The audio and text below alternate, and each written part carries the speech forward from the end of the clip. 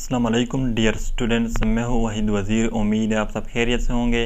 तो इस वीडियो में हम बात करेंगे फैक्टर्स इफेक्टिंग ट्रांसपायरेशन, यानी कि वो फैक्टर जो ट्रांसपायरेशन के प्रोसेस को इफ़ेक्ट करते हैं, यानी जिसके साथ ट्रांसपायरेशन जो है वो इंक्रीज़ हो जाती है या डिक्रीज़ हो जाती है या स्टॉप हो जाती है।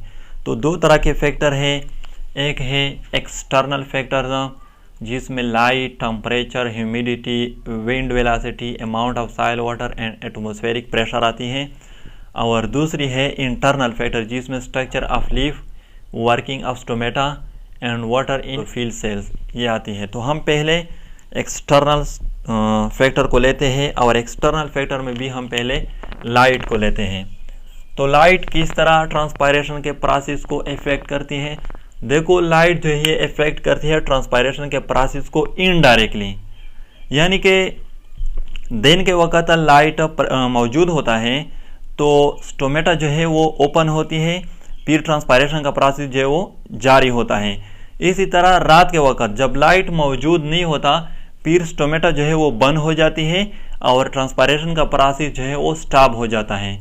और दूसरी बात यह कि समर में, गर्मी में स्पेशली दिन के वक्त टेम्परेचर इंतहाई ज़्यादा हो जाता है, जिसकी वजह से प्लांट जो है इससे ज़्यादा ट्रांसपायरेशन होती है। फिर प्लांट जो है उस ट्रांसपायरेशन को प्रिवेंट करने के लिए स्टोमेटा को बंद कर देती है, यानी ट्रांसपायरेशन जो है उसको स्टॉप कर लेती हैं। तो टेम्परेचर जो है ये भी लाइट की वजह से, यानी कि जब लाइट तेज़ हो फिर टेम्परेचर जो है वो ज़्यादा होगा और जब लाइट तेज़ ना हो फिर टेम्परेचर जो है वो कम होगा। सेकेंड जो फैक्टर है वो है टेम्परेचर। तो जैसा कि अभी मैंने कहा कि समर, गर्मी में दिन के वक्त टेम्परेचर जो है वो इंक्रीज़ होती है, ज़्यादा होती है, फिर वाटर जो है वो ज़्यादा लॉस होंगे ट्रांसपायरेशन के थ्रू प्लांट से। तो फिर प्लांट जो है वो वाटर को प्रिवेंट करने के लिए स्टोमेटा को बंद कर देगी और ट्रांसपायरेशन जो है वो स्टॉप हो जाएगी। टेम्परेचर जो है ये डायरेक्टली प्रोपोर्शनल है ट्रांसपायरेशन के साथ। जब टेम्परेचर इंक्रीज़ होता है फिर ट्रांसपायरेशन का प्रोसेस भी इंक्रीज़ हो जाता है, और जब टेम्परेचर डिक्रीज़ हो जाता है फिर ट्रांसपायरेशन का प्रोसेस ये भी डिक्रीज़ हो जाता है। थर्ड जो फैक्टर है वो है ह्यूमिडिटी। ह्यूमिडिटी क्या है? Presence of water molecule in atmosphere या in air is called humidity. तो जब एयर में या एटमॉस्फेयर में ह्यूमिडिटी यानी कि वाटर की मॉलिक्यूल की कंसंट्रेशन ज़्यादा होगी फिर प्लांट जो है उससे ट्रांसपायरेशन जो है वो कम होगी। और इसी तरह जब एयर और एटमॉस्फेयर में वाटर मॉलिक्यूल की कंसंट्रेशन कम होगी यानी कि ह्यूमिडिटी कम होगी फिर ट्रांसपायरेशन जो है वो प्लांट से ज़्यादा होगी, क्योंकि हम कहते हैं ना कि वाटर जो है वो मूवमेंट करते हैं हायर रीजन से लोअर रीजन की तरफ। फोर्थ जो फैक्टर है वो है विंड वेलोसिटी। देखो, एक होती है ड्राई एयर और एक होती है ह्यूमिड एयर।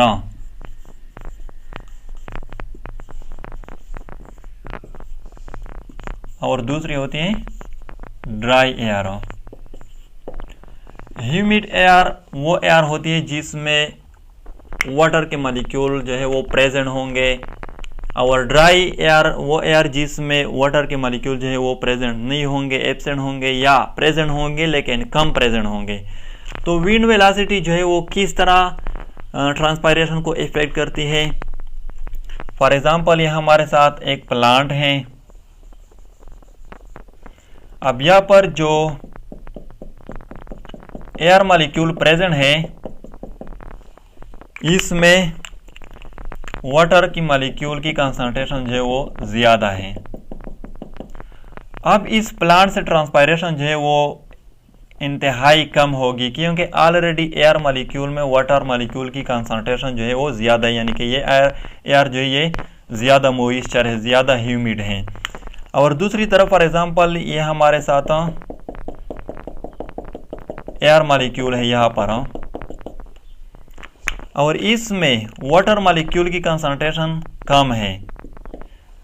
अब विंड जो है वो आ गई यहाँ से, तो ये विंड जो है ये इस एयर मॉलिक्यूल को इधर लेके जाएगी और ये एयर मॉलिक्यूल जो है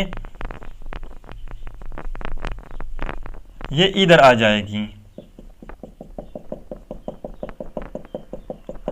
अब इसमें वाटर मॉलिक्यूल की कंसंट्रेशन तो कम है, तो अब इस प्लांट से ज़्यादा ट्रांसपायरेशन जो है वो होगी, क्योंकि यहाँ पर एयर मॉलिक्यूल जो है, इसमें वाटर मॉलिक्यूल की कंसंट्रेशन कम है। तो इस तरह विंड वेलोसिटी जो है वो ट्रांसपायरेशन को इफेक्ट करती है। यानी कि विंड जो है ये या तो ह्यूमिड एयर जो है उसको रिप्लेस करेगी बाय ड्राई एयर, या ड्राई एयर जो है इसको रिप्लेस करेगी बाय ह्यूमिड एयर, जिसके साथ ट्रांसपायरेशन जो है वो इंक्रीज भी हो सकती है और डिक्रीज भी हो सकती है। फिफ्थ जो फैक्टर है वो है अमाउंट ऑफ सॉइल वाटर। तो अमाउंट ऑफ सॉइल वाटर जो है किस तरह रेट ऑफ ट्रांसपायरेशन को इफेक्ट करती है। फॉर एग्जांपल ये हमारे साथ प्लांट है, ये रूट है। अब यहाँ पर जो सॉइल है इसमें वाटर के अमाउंट जो है वो ज़्यादा है इंतहाई, तो ये रूट जो है ये वाटर को एब्जॉर्ब करेगी, यानी कि प्लांट जो है वो ज़्यादा वाटर को एब्जॉर्ब करेगी। इसके नतीजे में इस प्लांट से ट्रांसपायरेशन भी ज़्यादा होगी, क्योंकि प्लांट ने वाटर की अमाउंट जो है उसको बैलेंस भी रखनी है। और इसी तरह अगर जो सॉइल है इसमें अगर वाटर के अमाउंट कम है तो फिर ये प्लांट जो है वो ट्रांसपायरेशन को प्रिवेंट करेगी, यानी कि वाटर लॉस को प्रिवेंट करेगी, क्योंकि सॉइल में ऑलरेडी वाटर की कंसंट्रेशन जो है वो कम है। तो अमाउंट ऑफ सॉइल वाटर के साथ अगर सॉइल में वाटर ज़्यादा है फिर ट्रांसपायरेशन जो है वो ज़्यादा होगी प्लांट से, और अगर सॉइल में वाटर कम है फिर ट्रांसपायरेशन जो है वो कम होगी प्लांट से। 6 जो फैक्टर है वो है एटमॉस्फेरिक प्रेशर, या इसको हम एयर प्रेशर भी कहते हैं। अब यहाँ पर फॉर एग्जांपल ये हमारे साथ प्लांट है। देखो अगर प्लांट के ऊपर अगर एटमॉस्फेरिक प्रेशर या एयर प्रेशर जो है वो ज़्यादा है, फिर प्लांट जो है इससे ट्रांसपायरेशन जो है वो इंतहाई कम होगी। और अगर प्लांट के ऊपर एटमॉस्फेरिक प्रेशर और एयर प्रेशर जो है वो कम है, फिर ये इस प्लांट से ट्रांसपायरेशन जो है वो ज़्यादा होगी। यानी कि एटमॉस्फेरिक प्रेशर और एयर प्रेशर जो है ये इनवर्सली प्रोपोर्शनल है रेट ऑफ ट्रांसपायरेशन के साथ। तो ये थे एक्सटर्नल फैक्टर। अब आते हैं इंटरनल फैक्टर की तरफ। इंटरनल फैक्टर में जो फर्स्ट फैक्टर है वो है स्ट्रक्चर ऑफ लीफ। तो लीफ का जो स्ट्रक्चर होता है ये एक इम्पॉर्टेंट फैक्टर है रेट ऑफ ट्रांसपायरेशन में। यानी कि बाज़ ऐसे लीफ होते हैं जिसमें स्टोमेटा की तादाद ज़्यादा होती है, तो फिर वाज़ेह बात है इससे ज़्यादा ट्रांसपायरेशन होगी। और बाज़ ऐसे लीफ है जिसमें स्टोमेटा की तादाद कम होती है, तो इससे फिर कम ट्रांसपायरेशन होगी। और दूसरी बात यह कि डाइकाट के जो लीफ होते हैं इसमें स्टोमेटा सिर्फ लोअर सरफेस पर प्रेजेंट होती हैं, और मोनोकाट के जो लीफ होते हैं इसमें स्टोमेटा दोनों साइड पे प्रेजेंट होती है, दोनों सरफेस पे, अपर पे भी और लोअर पे भी।